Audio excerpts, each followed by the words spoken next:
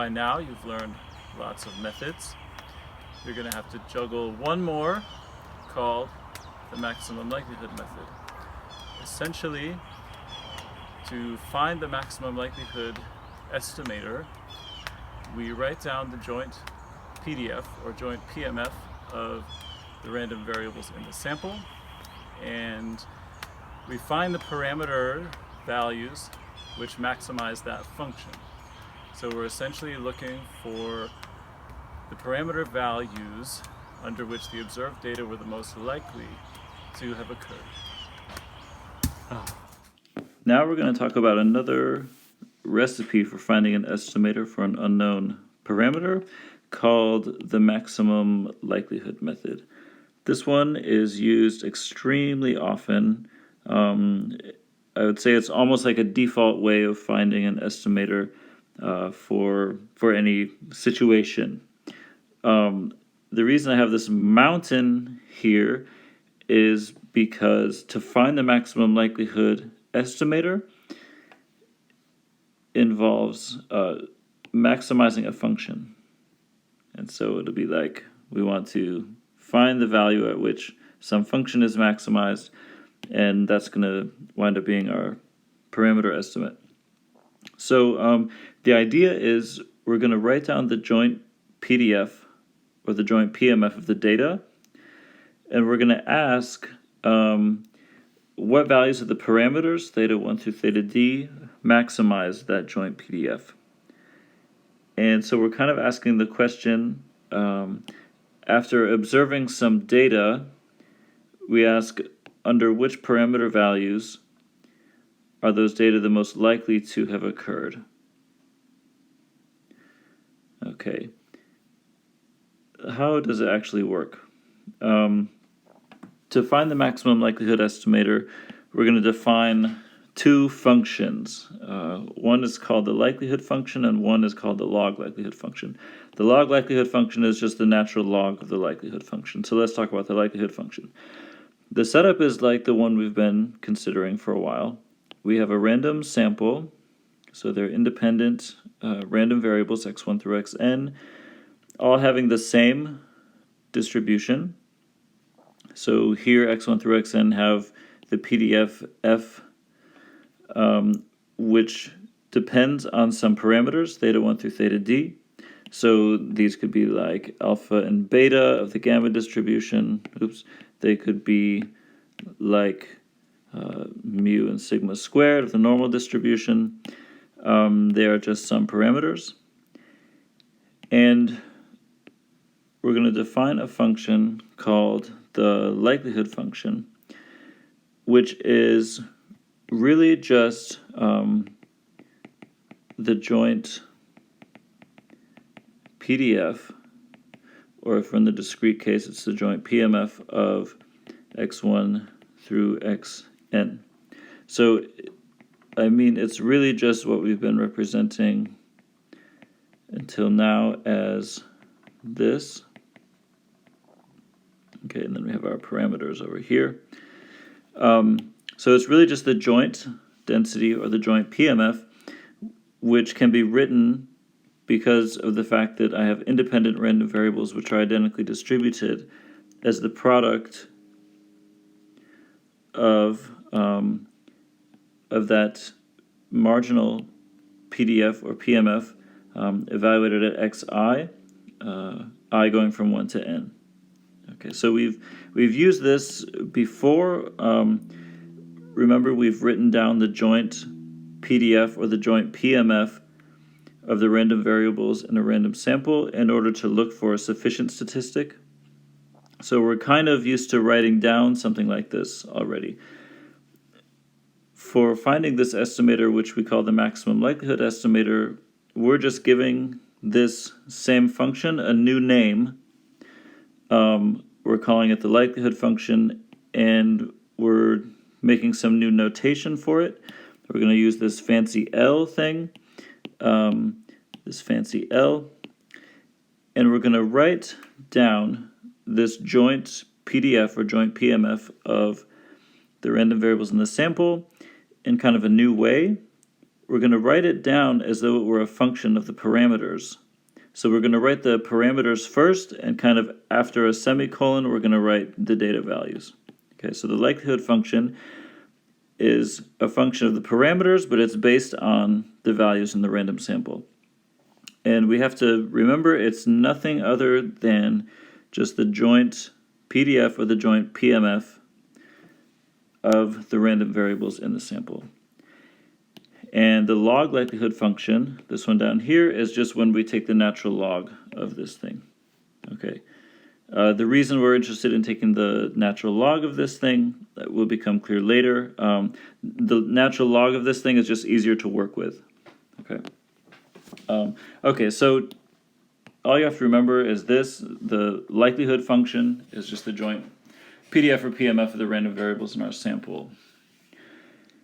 Okay, so getting back to how we get an estimator from this, basically, once we have observed some data, we ask under what values of our parameters are those data kind of the most likely. So which values of the parameters make those data the most likely to have occurred. And so what we do is, coming down to the next slide, so to find these maximum likelihood estimators, which we're going to abbreviate MLE, we find the values of theta 1 through theta d, which maximize the likelihood function. Okay, so we just find theta 1 through theta d, which maximize the likelihood function. And the likelihood function, remember, is just the joint PDF. So maybe we should just write it as the joint PDF, but depending on the parameter values, we just want to maximize it in the parameters. And then we consider those parameter values which maximize the joint PDF as the ones under which our data were the most likely. And that's why it gets the name maximum likelihood. Okay, so the maximum likelihood estimator, if I have a data set or a random sample with a likelihood function given by this, then what I do is I find the values of theta 1 through theta d which maximize it. And that's what this kind of new operator means. I don't know if you have all seen this before. Argmax just means, it means find the maximizer of whatever comes after it. So it's going to search through all the possible parameter values, and it's going to ask under which values is this likelihood function the greatest, and it's going to return those values. And these are now called the maximum likelihood estimators. Okay, so here I tell you what this argmax thing is. It just returns the value of theta 1 through theta d, which maximizes the likelihood. Okay, going back again to why we would take the natural log of the likelihood function. If we're interested in just finding the parameter values which maximize the likelihood, those same values will also be the maximizers of the log likelihood. Okay, because the log likelihood, which we're going to write with this little curly L, the log likelihood is just the natural log of the likelihood function.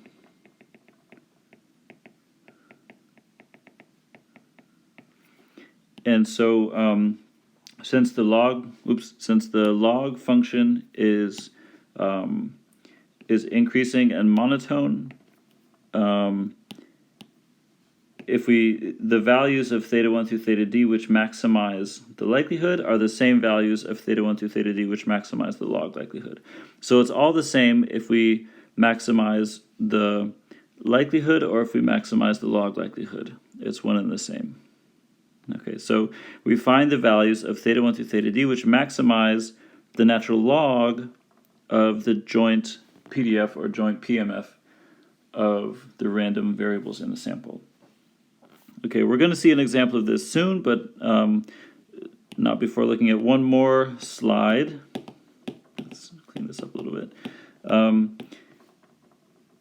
How do we find this maximum? Okay, so my picture at the beginning showed us kind of a mountain. So it turns out the mountain is like the likelihood function in the parameters based on the data. And we want to find the values theta 1 hat through theta d hat, for which this is the maximum, for which the likelihood function is maximized. Okay, so how do we actually do that in practice? We have to think back to calculus. If we have some function which looks like this, like let's say this is a function of theta, and up here we have likelihood of theta. Let's say it's based, well, let's make it in general. If I have just some function of theta, then if I want to find the value of theta which maximizes the function, I'm gonna look at where the first derivative of the function is equal to 0.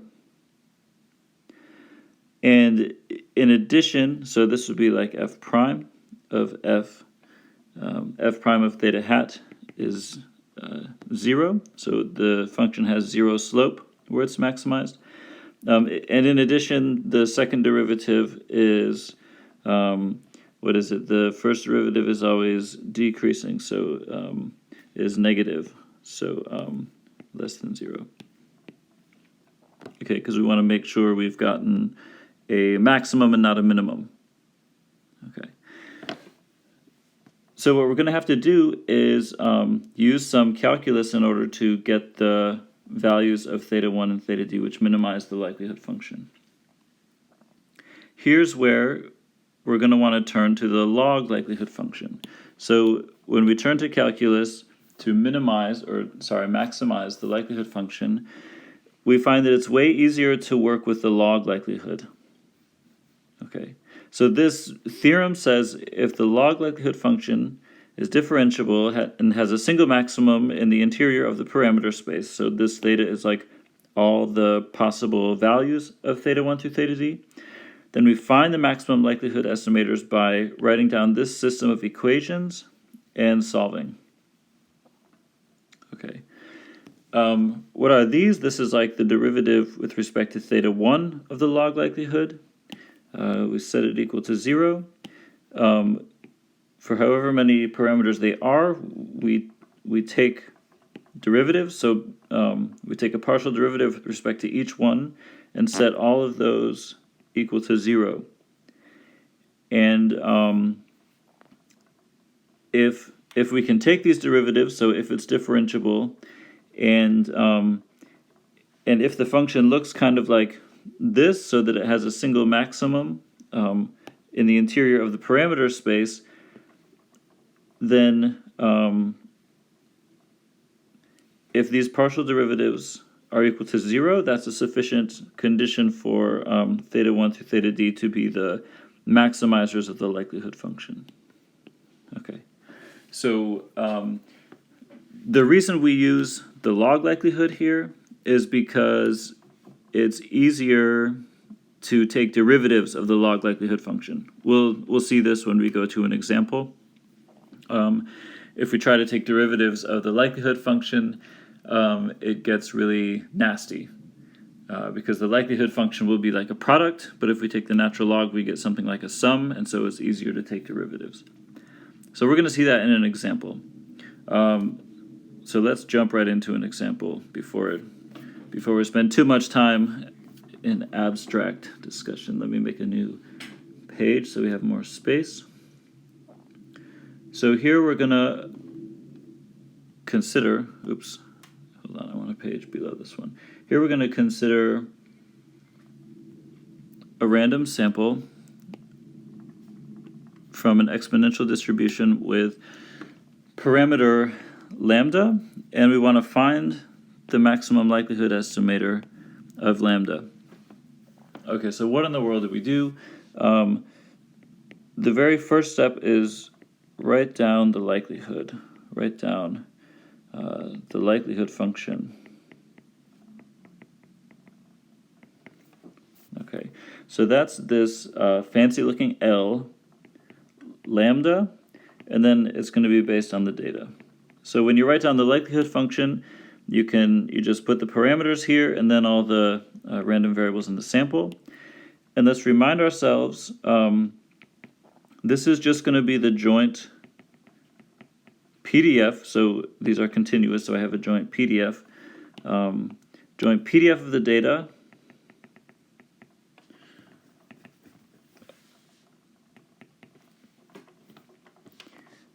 Regarded now as a function of lambda. So since we have a random sample, this thing we can always write as a product of a product which looks like this, where this is now just the density of this distribution. So let's write down the likelihood function that way. So let me just immediately write it as a product. Because in its definition, this is how we wrote it down. So the likelihood function, we just defined it as this product. Okay. So let's write it down as a product of, I'm going to put in the probability density function of this exponential lambda distribution. And if I want, I can go ahead and include these indicator functions to tell me about the support of the xi's. So this is the likelihood function, and it's exactly the same as the joint PDF of the random variables in the sample. So before we were writing this down in order to find whether a statistic was sufficient for lambda. All right, so here we go. We've written down the likelihood function. Now, what we want is lambda hat is the maximizer of this function. Okay, so whatever value of lambda maximizes this thing, that's the one we're going to call our maximum likelihood estimator. But if I want to find the value of lambda which maximizes this thing, it's not going to be very easy to do. If I think about using calculus methods, I would want to take the first derivative with respect to lambda of this thing and set it equal to 0. But I don't really want to take the first derivative with respect to lambda of this product of things. So we know the product rule is kind of tedious even when I'm taking the product of two things, but here I'm taking the product of n things. So there's no way I want to take the derivative with respect to lambda of this likelihood function. So the second step is going to be to switch to the log likelihood function. So we're going to write down the log likelihood function, which is the natural log of this likelihood function. Okay, the log of the likelihood function. Now, why does that help us? I told you it's going to be easier to take a derivative with respect to lambda of the log likelihood function, but it doesn't look easier yet. The reason it's easier is because of rules of logarithms. If I have log of a times b, that's equal to log of a plus log of b. Because of that, this log of a product becomes the sum of a log. Okay, so I have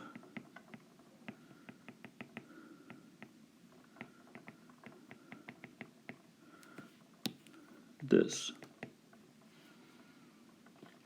All right, and so now if I'm gonna, just looking ahead a little bit, take the derivative with respect to lambda, this thing can pass through the sum and operate on the log, whereas before when I had a product, it was going to get really nasty. So now we should keep simplifying this stuff.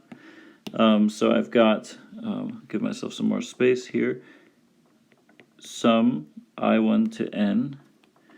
And now I'm going to use this rule again, because I have this times this times this.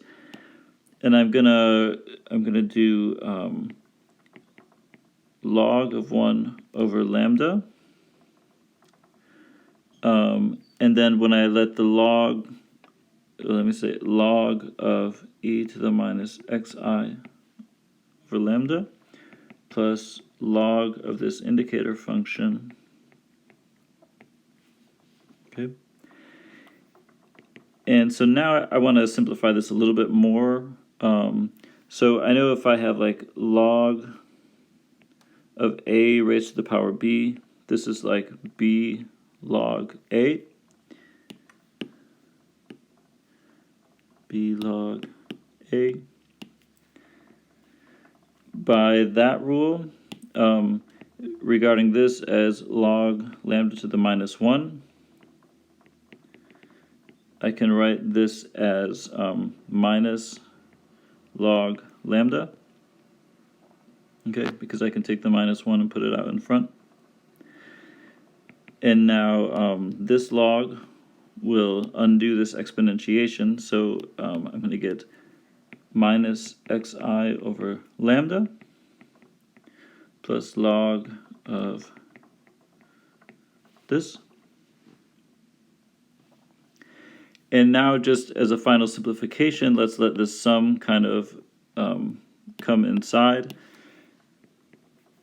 So for this term, I'm just going to be adding up negative log lambda n times. So I get minus n log lambda. Now I have minus sum of the xi's divided by lambda plus sum I equals 1 to n log of these indicators. All right, and so this, we remind ourselves, is the log likelihood function. All right, so we found the log likelihood function. The next thing we can do, is differentiate this thing. I just want to move it down a little bit. Differentiate this thing with respect to lambda. Okay, so going back up, sorry to scroll around too much. I want to use this method. I want to use this method to find the value of lambda which maximizes the likelihood. So it looks differentiable. Let's just assume, let's not investigate too closely this other condition. Let's just go ahead and try to use the calculus method, setting the first derivative with respect to lambda equal to 0 and solving for lambda and see if we get something reasonable. So d by d lambda of the log likelihood. All right, so I need to differentiate this stuff with respect to lambda. So this first one is going to be negative n divided by lambda, because when I take the first derivative with respect to lambda of log lambda, I get 1 over lambda. Then when I differentiate this piece with respect to lambda, I'm going to get lambda squared in the bottom, but a minus 1 is going to come up, because here this is like lambda to the minus 1. Okay, and so I get this. And there's no lambda over here, so that goes away. All right, so this is the first derivative. It's the derivative with respect to lambda of the log likelihood. And I'm going to set this equal to 0. and solve for lambda. So if this is equal to 0, it means I can write sum of the xi's over lambda squared equals n over lambda. I can multiply both sides by lambda, which will give me this. Okay, and then I can get lambda by itself, and I find that it's this. Okay, so we're going to call that lambda hat. And that is the quantity we recognize as x bar. Okay, so this is the maximum likelihood estimator of lambda.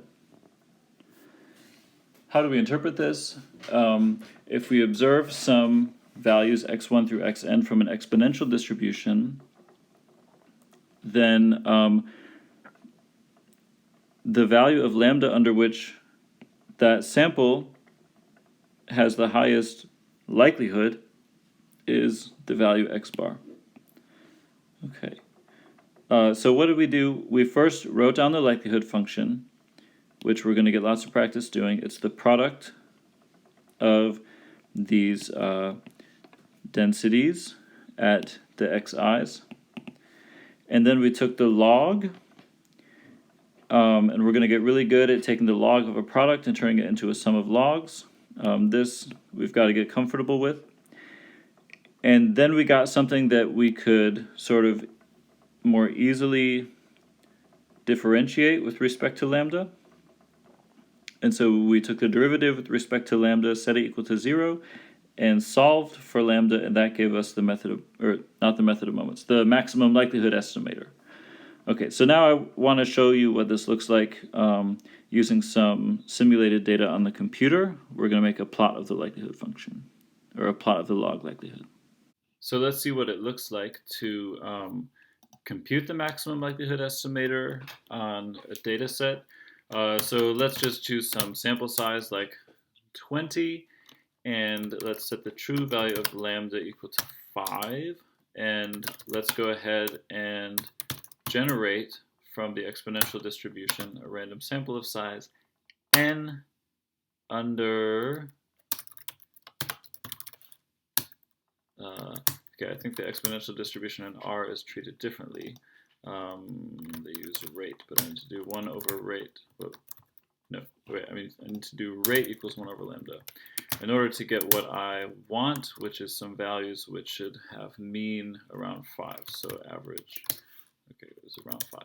Okay, so here is my sample. Now what I want to show you is like a plot of this log likelihood function. So the log likelihood is like minus n times the log of lambda minus the sum of the x's divided by lambda. And then we had this, like, remember the indicator function, which was asking, are the xi's greater than 0? Well, if I have log, the natural log of those indicator functions, then I'm like taking the natural log of 1, and if I take the natural log of 1, it's equal to 0. So I can really just ignore the indicator function part. And so what I want to do, if I execute this line of code, it's just going to compute for me the value of the log likelihood function at one single value of lambda, which happens to be the true one. But let's make a whole sequence of lambda values starting at, like, I don't know, 0 and going up to 10. Let's just make it like 300 values in that range. And let's evaluate this thing at the whole sequence of lambda values. So now I've got a lambda sequence, which is a bunch of numbers. Oh, this needs to be sequence. I've got a lambda sequence, which is all these numbers from 0 up to 10. And now I've got log likelihood, which is all these values here. So now what I'm going to do is just make a plot of the log likelihood against the lambda sequence. And I get this thing. Let me plot it as a line, which is a little easier to look at. It's not very pretty. Maybe we can make it prettier by not plotting it in the same range. So I think actually my range doesn't make much sense because I made lambda begin at like 0. If I look at my lambda sequence, it's beginning at 0, but I know 0 is not a legitimate value for this lambda. So I don't know, let's start it at 1 and see what it looks like now when I plot it. Okay, now we're kind of zoomed in on a part that's more interesting. So this curve is that log likelihood function, and I want to find the value of lambda which maximizes it. So through our calculus methods, we got to the conclusion that the maximizer was the mean of x. So lambda hat should be 3.026. Let's plot a vertical line positioned at our lambda hat, which is the mean of x, and we see that it's exactly where the function is maximized. So our calculus worked. Calculus works to find the maximizer. Okay, so we can run this code a bunch of times, and we see that the maximum of this function always occurs at wherever x bar is. So x bar is changing because I'm drawing new random samples. I could add to this plot kind of a little reference at the true value of lambda, maybe make it a dotted line. So here this dotted line is the true value of lambda. Of course, if I take a random sample and compute x bar, I'm never going to get the true value of lambda, but we can see that the maximum likelihood estimator is kind of like, centered at the true value of lambda, because if I keep doing this, the function is maximized kind of in a neighborhood. And if I increase my sample size, what seems to happen? Now that the maximum of my function doesn't vary so widely around the truth, if I make my sample size like enormous, now the maximizer of the likelihood function is always very close to the truth. Okay. And we know that that's how the mean behaves. The best way to learn these is to just practice them. So let's do another one. We have a random sample from the Poisson distribution. Again, our parameter is lambda, and we want to find the maximum likelihood estimator of lambda. So step 1 is going to be to find the likelihood. Step 2 is going to be to find the log likelihood. Step 3 is going to be to set the derivative with respect to lambda of the log likelihood equal to 0 and solve for lambda. All right, so let's see if I can write down the likelihood function. The likelihood function is nothing other than the joint PDF or PMF of the random variables in the sample. These are discrete, so they have a PMF. Since I have n independent, identically distributed random variables, their joint probability mass function is the product of their marginal probability mass functions. And those are given by e to the minus lambda, lambda to the xi over xi factorial. And I could write some indicator function saying that these need to be positive integers, but we find that we can ignore these indicator functions. Okay, so we don't need to always make those explicit. So there's the likelihood function. Now, my maximum likelihood estimator of lambda is going to be the value of lambda which maximizes this thing.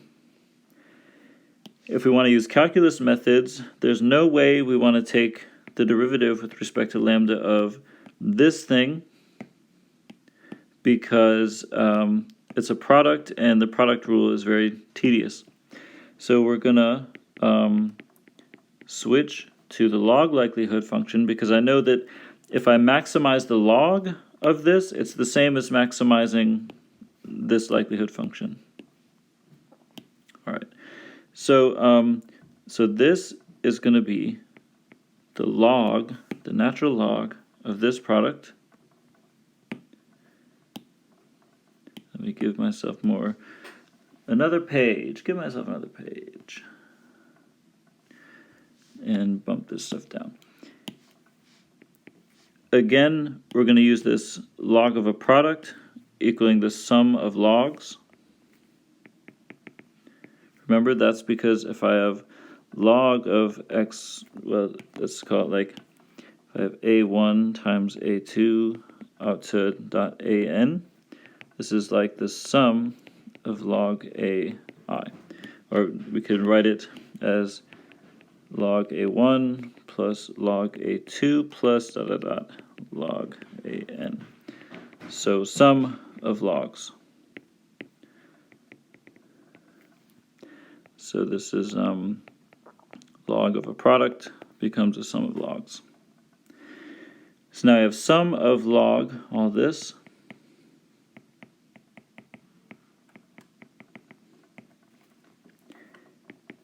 Which we can further simplify to the following. So log of this thing is just going to give me minus lambda.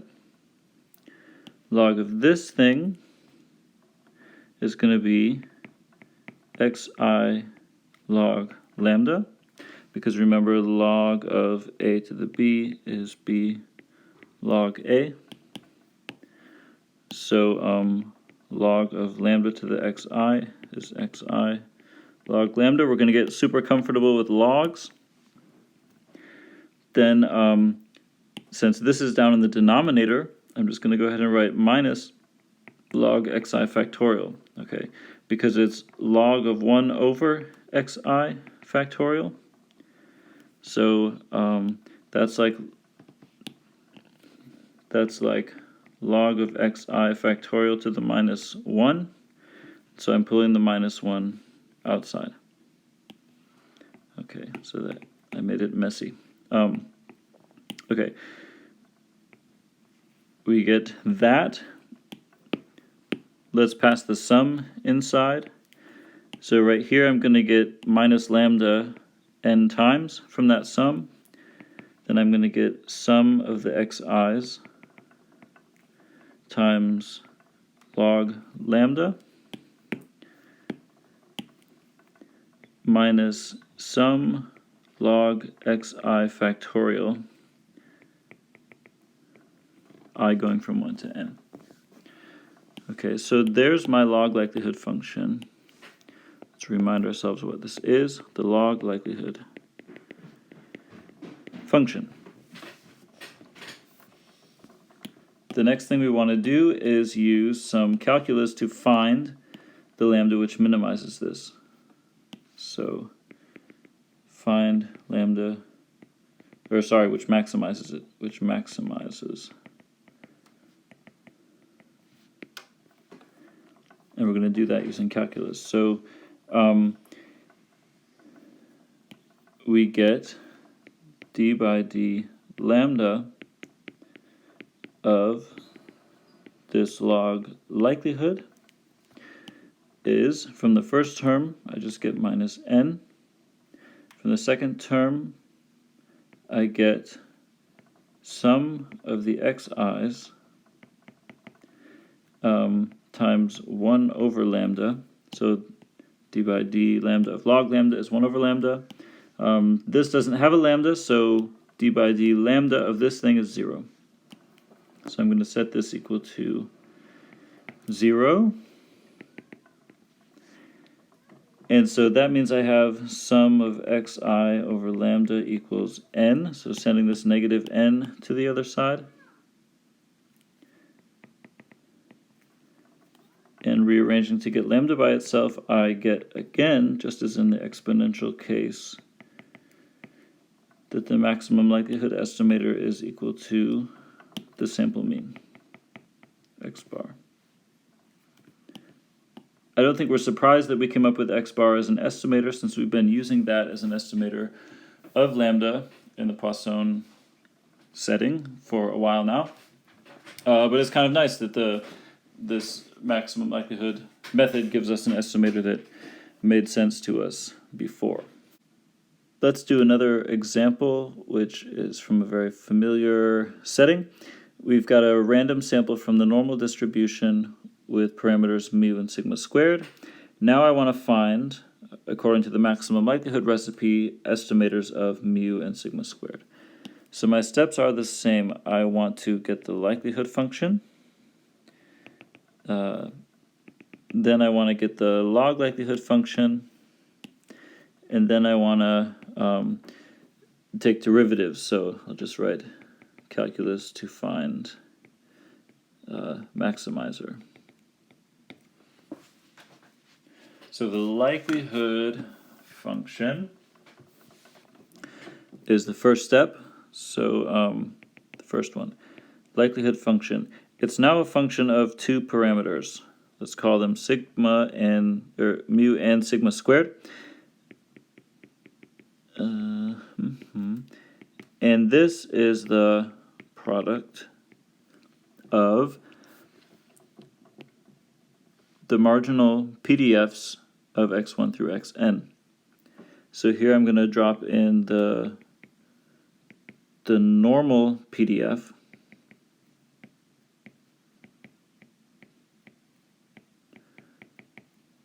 where for x I'm putting xi, and the normal distribution has support over all the real numbers. So if I had an indicator function out here, it would just ask if xi is a real number, and it's always going to be a real number. Okay, so here is the likelihood function. We want to go to the log likelihood function, but we find in this case maybe we should simplify the likelihood function a little bit more before we take the log. So if I let this product operate on this 1 over root 2 pi, I'm going to get 1 over root 2 pi to the power n. And I'm going to get then also 1 over sigma to the power n. And now if I have like e to the a times e to the b, this is like e to the a plus b. So if I have the product of e to the ai, it's like e to the sum of the ai's. We're going to get good at doing this too. So I have e raised to, and this product, when I send it up here, becomes a sum. So I'm going to write minus 2 sigma squared sum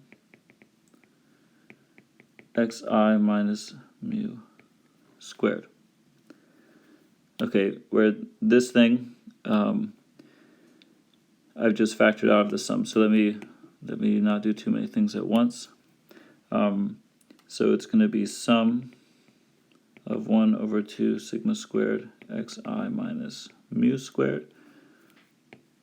And so I've just taken this outside of the sum, like that. Okay, let me do one more thing, which is going to seem kind of silly. Let me square this and then put over 2 right there. I haven't changed anything, but I'm kind of happier if I see sigma squared and sigma squared. And sometimes what people do is they'll do the same thing here and take away the square root. It's not really important to do that, but let's just go ahead and do it. So now we've got our likelihood function. But if I think about taking derivatives with respect to, say, sigma squared or mu of this thing, it's kind of nasty. So I'm going to switch to the log likelihood, which is the natural log of that thing Okay, so I need to take the natural log, so let me just write it as log and use the lovely copy paste feature and get this. So when I take the log, I have like log of this plus log of this plus log of this. Of the first thing, I can drop this down in front. So I'm going to get n over 2 log of 1 over 2 pi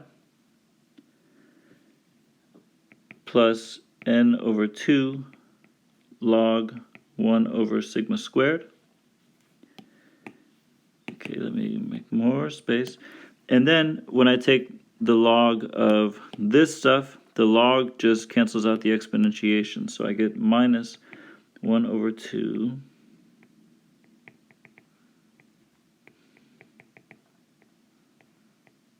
so I get this for my log likelihood. And I'm going to make one other change just to simplify things. I can write this as minus n over 2 and then write log 2 pi because this bit is like 2 pi raised to the minus 1. And then I'm going to do the same thing here so that I have log sigma squared instead of log 1 over sigma squared, because this is like sigma squared to the minus 1. So I'm pulling the minus 1 out and putting it there.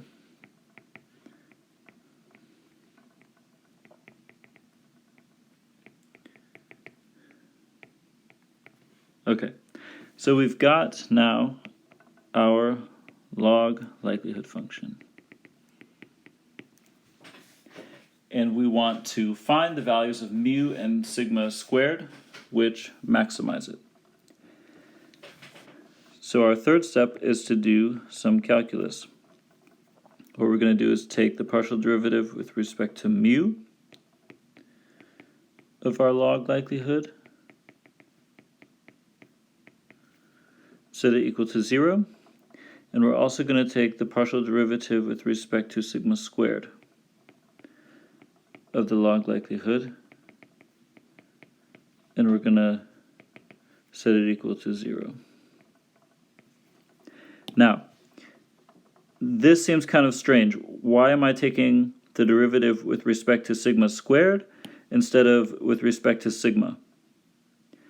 It really doesn't matter. It doesn't matter which way we do it. I can take the derivative with respect to sigma and set it equal to 0, and I'll get one answer. But if I treat sigma squared as the parameter and take my derivative with respect to sigma squared, I'll get an answer and it'll be the same answer.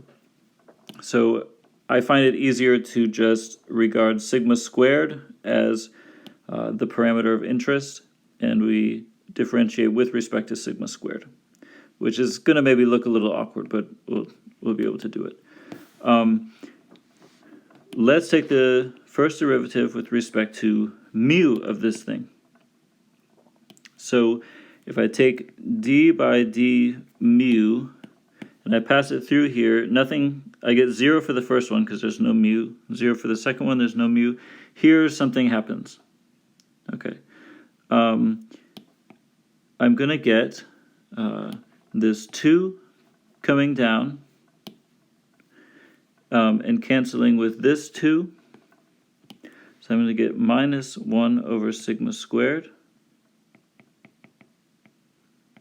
xi minus mu, and then by the chain rule I get minus 1 coming out, because if I go inside here and I take the derivative with respect to mu, I get minus 1.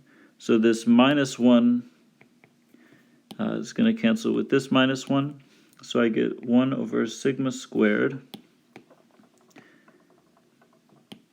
1 over sigma squared times the sum of xi minus mu.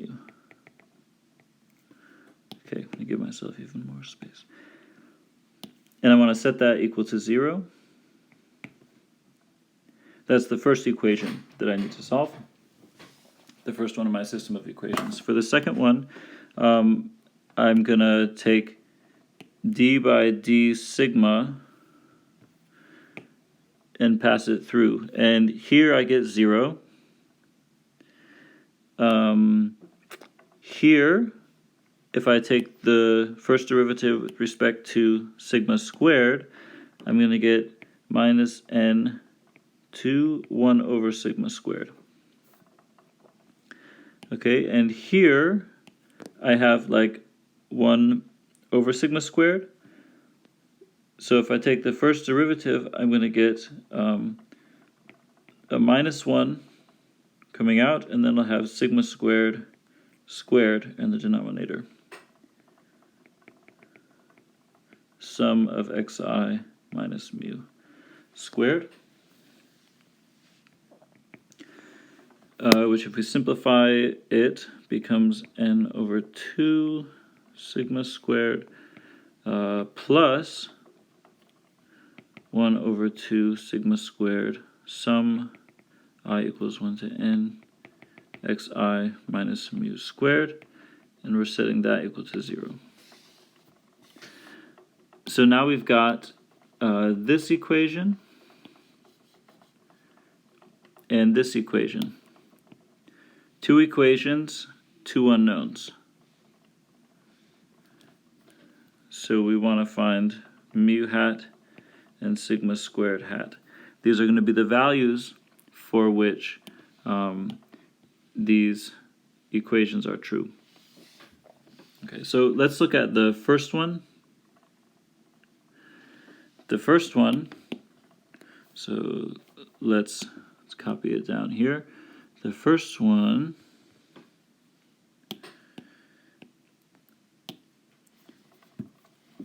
we notice that I can multiply both sides by sigma squared, and since I have 0 on the right hand side, I just get this equals 0. This I can separate into this, sum of the xi's minus n mu, because I'm subtracting mu n times, equals 0. So if I put n mu onto the other side and divide both sides by n, I get sum of the xi's over n equals mu. And that's going to be my mu hat. Hey, it's x bar again. X bar keeps showing up. Okay, so my mu hat is just x bar. So now to get the maximum likelihood estimator of sigma squared, I'm going to plug this into the second equation. Plug this into the second equation. So I've got this stuff. And for mu, I'm going to plug in x bar. And then I'm going to solve for sigma. Sigma squared is the only unknown now. And I forgot, when I rewrote this, to write this as squared. 2 sigma squared squared. Remember, I just didn't copy it down. Okay, so I have sigma squared squared. Sigma squared squared. All right, now I just need to solve for sigma squared. So let me put this stuff on the other side. So I get 1 over 2 sigma squared squared sum of the xi's minus x bar squared equals n over 2 sigma squared. So I can multiply both sides by 2 and make the 2 go away. I can multiply both sides by sigma squared squared, which gives me xi minus x bar squared equals n times sigma squared. Okay. And then I can put the n down here, and I get this as my maximum likelihood estimator of sigma squared. Okay, so these values, this mu hat, which is x bar, and this sigma hat squared, are the maximizers of the likelihood function.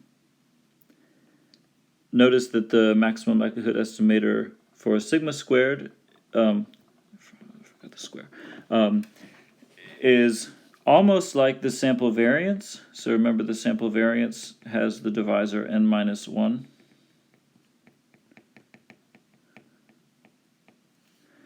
But the maximum likelihood approach gives us just a divisor of n. We know that this sample variance is the unbiased one. So the MLE, the maximum likelihood estimator, is biased, but it's quite close to the unbiased one. Okay, so there's our MLEs, our maximum likelihood estimators for the normal case. Let's just look at a picture of what's happening here. Here we've got mu and sigma. So I plotted this on the scale of sigma, not sigma squared. So it's not sigma squared. These circles are like the contours of the log likelihood function in mu and sigma squared, based on a simulated data set. So in my simulation, I set mu equal to 5 and sigma squared equal to 1. So that means sigma is also 1. And so like this line and this line tell us the true values of mu and sigma squared. And so then I generated some data set of size n. I don't remember what n is. And then I drew these contour lines, which are, this is like a bird's eye view of this log likelihood function. And we see where it's maximized right here. It's maximized at this value of mu hat. And this is like sigma hat, since I plotted this on the scale of sigma, not sigma squared. If I did it on the scale of sigma squared, the thing had kind of an ugly shape. So that's why I just plotted it against sigma. Okay, so we've basically found the maximum of a two-dimensional function. So our log likelihood is like a surface, and so it's like a mound or a mountain. Remember, back to the mountain. And so if we go up to the top of the mountain, we find our maximum likelihood estimators. So that's kind of a picture of how that works. And if I get a larger and larger sample size, the top of the mountain would be closer and closer to this true pair of mu and sigma. We'll finish today's lecture with an example where actually calculus methods are going to fail in helping us find the maximum likelihood estimator of a parameter. So we've got x1 through xn, a random sample from the uniform 0 to theta distribution. So it's this distribution's kind of like an old friend by now. So here's like the density, and we get a bunch of data. We can write it out as order statistics if we want. So all our data values are like in this interval, uniformly distributed. And so we want to find an estimator for theta based on this maximum likelihood approach. So our first step is to write down the likelihood function. And let's do that, and then let's ask ourselves whether it's going to be useful to write down the log likelihood function and use calculus methods. So the likelihood function is nothing but the joint density of x1 through xn. So this uniform density, I'll explicitly write its dependence on theta, is, it takes the height of 1 over theta, and we should write its support like this. It's important to write the support for this one because the parameter actually determines the support. Because my x values can be in the interval from 0 up to theta. So the likelihood function is going to be the product of 1 over theta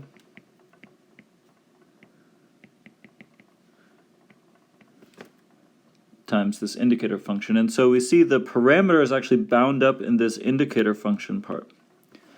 When we see that, that should give us a clue to, it should tell us probably the calculus way of finding the maximum likelihood estimators is not going to work out. And we're going to see why that is. So if I simplify this, I get like 1 over theta to the power n, and then the product of these indicator functions.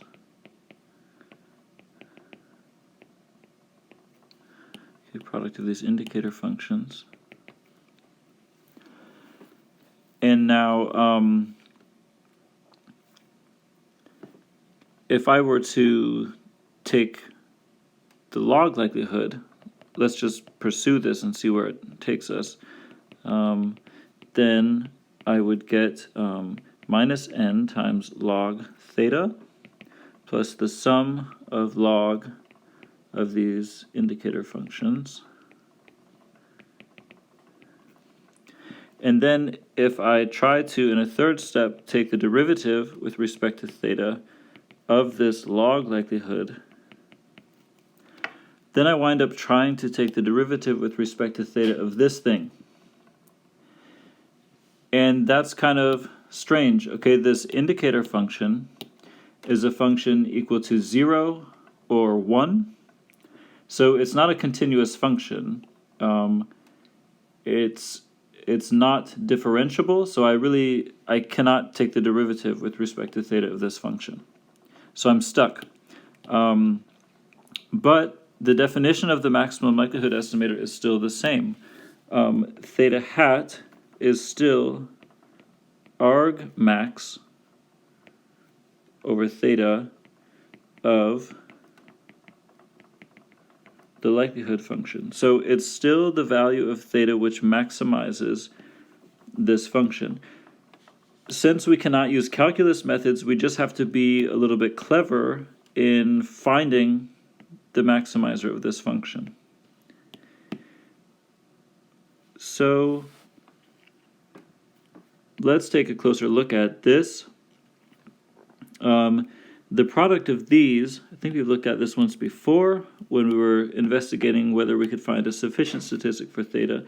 This is like x1 less than theta times x2 less than theta. This product all the way out to xn 0 xn less than theta. Okay, so all of my observations have to be less than theta. That's the same as if I just put the order statistics instead. So the smallest one has to be in this range, the second smallest one has to be in this range, the largest one also has to be in this range. Now, if the maximum xn is less than theta, it means the rest are also less than theta. So this whole product, I can just write xn has to be less than theta. And in addition, to check whether they're greater than 0, I can say if x1 is greater than 0, then the rest are greater than 0. The rest are greater than 0. So I can just ask those two questions. Is x1 greater than 0? And is xn less than theta? And I'll get the same thing for this product. So I get 1 over theta to the power n times indicator whether xn is less than theta, indicator of whether x1 is greater than 0. this is my likelihood function. So let me write it out, likelihood function. And I want to find the value of theta which makes it the largest. So maybe we should draw a picture of it.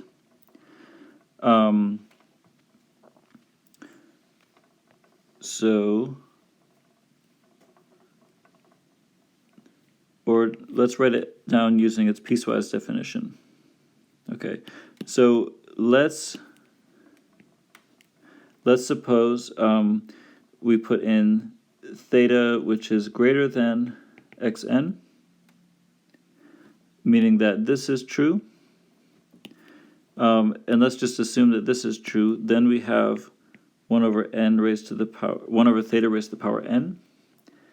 But if theta is less than or equal to xn, then I have 0, because then this condition is not true. So let's go ahead and plot or draw a picture of this function.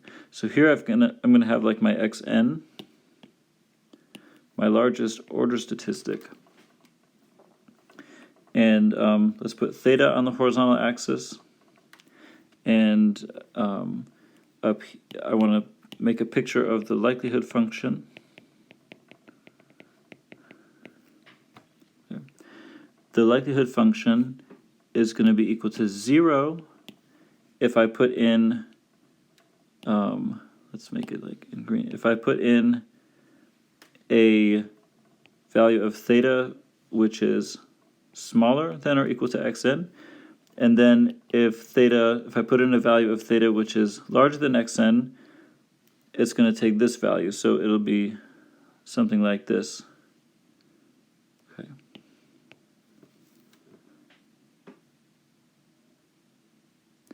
All right. That takes a moment to kind of see. Okay. So now I want to ask, like, where is this function maximized? Where do I find the maximum value of this function in theta? Oops. To do this. In theta, how do I maximize this function? So this 1 over theta to the power n, that's a decreasing function in theta. If I make theta bigger, it goes down. But if I make theta smaller, it goes up. But if I put in a value of theta which is less than the largest data point, then the whole function goes to 0. Why is that? If we go up to this picture, I know that if I'm trying to estimate theta, the only reasonable estimators of theta are up here, above the largest data point. So I would never estimate theta to be below the largest data point, because I know that I observe data up to the value theta. So I know theta is at least as big as xn, and my likelihood function reflects that. Okay, so if I'm going to maximize this likelihood function, I find that it's maximized at the value xn.